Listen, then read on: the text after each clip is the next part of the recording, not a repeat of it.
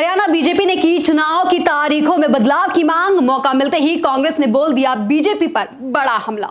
BJP द्वारा की गई चुनाव की तारीखों में बदलाव की मांग पर कांग्रेस सांसद दीपेंद्र हुड्डा और जयप्रकाश उर्फ जेपी ने बीजेपी को जमकर लपेटा।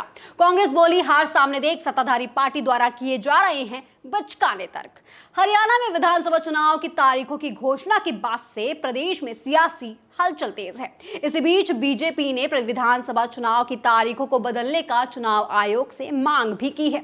हरियाणा बीजेपी प्रदेश अध्यक्ष मोहनलाल बड़ौली ने चुनाव आयोग को इस बारे में पत्र लिखा है।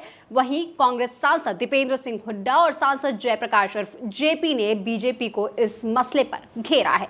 कांग्रेस सांसद दीपेंद्र सिंह हुड्डा ने सोशल मीडिया पर पोस्ट करते हुए लिखा कि हरियाणा बीजेपी ने चुनाव आयोग को चुनाव टालने के लिए पत्र लिखा है, जो ये दर्शाता है कि बीजेपी चुनाव से इस कदर घबरा गई है। अपनी हार को सामने देख सत्ताधारी पार्टी द्वारा बचकाने तर्क दिए जा रहे हैं, क्योंकि उसके पास ना ही कोई मुद्दा है, ना जनता को दिखाने लायक कोई काम या उपलब्धि, और ना ही टिकट देने लायक नब्बे उम्मीदवार। इसलिए बीजेपी छुट्टियों का बहाना बनाकर चुनाव टालने की साजिश कर रही है। आगे उन्होंने लिखा कि हरियाणा के मतदाता बेहद जागरूक हैं।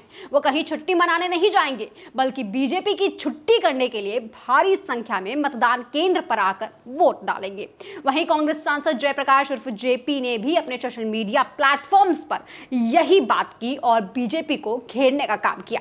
बीजेपी द्वारा चुनाव आयोग को लिखे गए पत्र के बाद हरियाणा में सियासी उफान आ गया है और कांग्रेस मौका मिलते ही बीजेपी पर चौका मार रही है। दरअसल हरियाणा बीजेपी के प्रमुख मोहनलाल बड़ौली ने निर्वाचन आयोग को चिट्ठी लिखकर चुनाव की तारीख आगे करने का आग्रह किया है।